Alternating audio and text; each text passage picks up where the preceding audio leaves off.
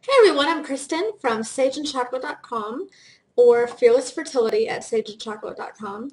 And this is my first ever video with my new webcam, so I'm just a little not quite sure how we're going to work out, but we'll see. Today I would like to talk about male fertility and some causes of male fertility problems and some simple things to do to help with that. I'll get into some more complex issues in a later post and also some nutritional aspects in a later post, but today I want to keep it mostly short and simple.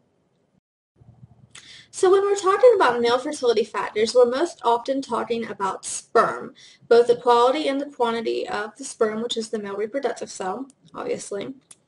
And we're going to start by doing a little overview of sperm counts. Now, having a sperm count of less than 20 million sperm per 1 milliliter of seminal fluid is not good. That means that you need to really work on your sperm count. Ideally, you want it to be over 60 million sperm per little teeny tiny milliliter of seminal fluid. Also, you don't want to have sperm with low motility. You want your little swimmers to swim. That's why we call them little swimmers, not little, lay in the waters.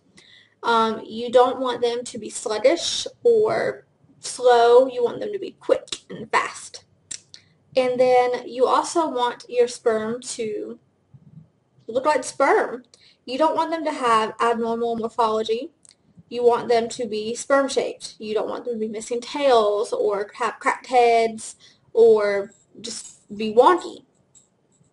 Now, all of these factors typically take some issues from the environment. Toxins in our everyday lives, estrogens, which have been leached into the groundwater or in the foods that we eat, the plastics that we use, they're everywhere, and that really plays a lot of havoc with the male physiology. And also nutritional deficiencies. So I'm going to, like I said, be talking about some of the heavier stuff later on, but now we'll get to the 8 quick and simple tips for boosting quality and quantity of sperm. Now keep in mind that sperm take about 3 months to fully mature, so if you're not getting, great successes with your sperm before then, don't be too concerned. Obviously you want to have some improvement, but they take about 3 months. So anyway, 8 things. Number 1, cut down on smoking, alcohol, and illegal drugs. Number 1, illegal drugs are illegal, so you probably shouldn't be doing them anyway. I've got other thoughts on that, but for the purposes of this, they really can cause issues with your fertility, and if you're trying to conceive a child, you need to be aware of that. You don't necessarily have to completely give up smoking and drinking, although completely giving up smoking is definitely going to be better for you.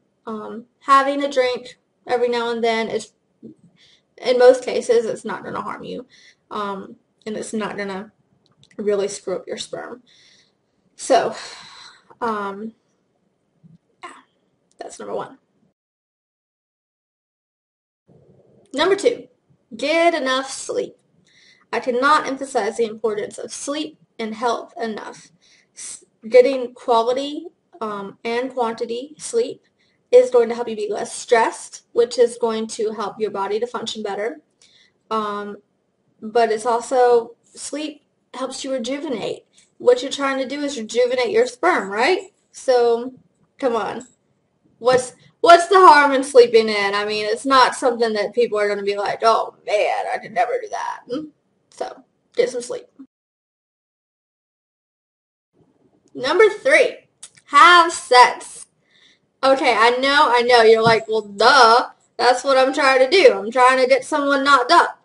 But really and truly, if you're trying to conceive a baby, you don't want to go more than 7 days without ejaculating because the sperm are going to get backed up and create problems with the healthy sperm. So if you're trying to conceive, having sex every other day is really a good thing to do during the woman's fertile period. And then, 2 to 3 times a week after that. You don't want to get your little swimmers backed up because then they're going to fight and kill each other. Okay, not really, but close enough. Number 4, put your phone away. Do not keep it near your groin area. You know, put it on the table beside you. You don't really need it strapped to you all the time. It's going to cause some, I think it's called an electromagnetic field. But basically, you can just say EMF. It causes interference. Cell phones have been linked to bone cancers, higher incidences of that when they are placed on the hip, so higher incidences of bone cancer where the cell phone is, placed. Brain issues from having it at your head all the time.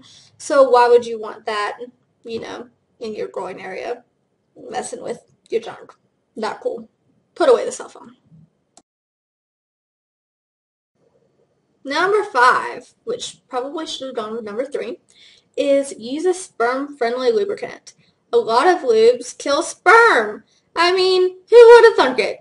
Anyway, if you're trying to conceive, you don't obviously want to kill your little guys off before they have a chance to get where they're going. So use something that is healthy. You can buy special lubricant like Pre-Seed, and I will put the link right there. You can also use coconut oil is a great lubricant. Saliva actually helps to kill off sperm, but it's not horrible as, opposed to a lot of the commercial lubricants.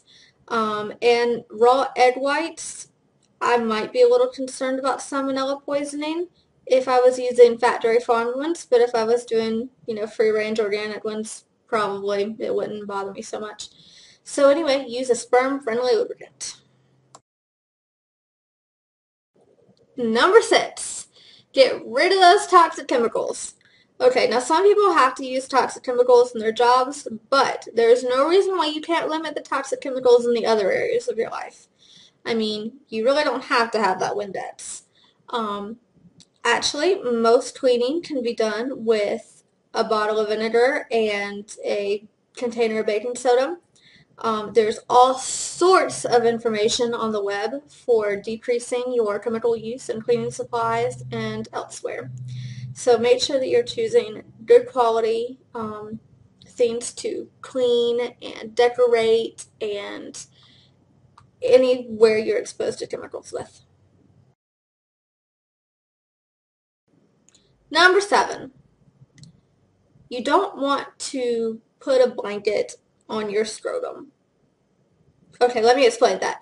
You don't want your little guys to get too hot because then they'll die or have issues.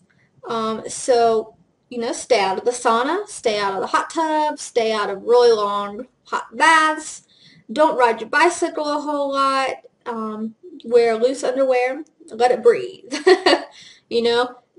Do Free Ball Friday if you wanna, but just don't warm up that area of your body very much because you'll warm it up too much and cause some issues.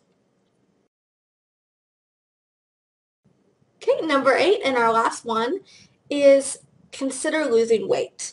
And I know that this is a touchy subject for many people, men and women included, and being overweight can affect male and female fertility in different ways. But one of the really big reasons for decreasing your weight if you're a man who's overweight is because of number 7. You don't want to keep your scrotal area very hot.